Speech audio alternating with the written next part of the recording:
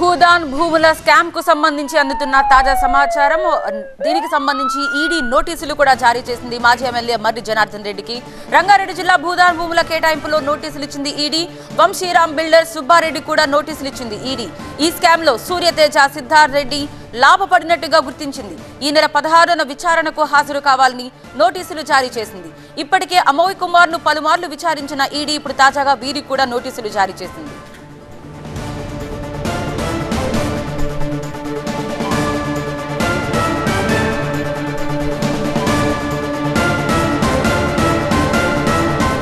భూదాన్ భూముల స్కామ్ లో కీలక పరిణామం మాజీ ఎమ్మెల్యే మర్రి జనార్దన్ రెడ్డికి ఈడీ నోటీసులు ఇచ్చింది రంగారెడ్డి జిల్లా భూదాన్ భూముల కేటాయింపులో నోటీసులు ఇచ్చింది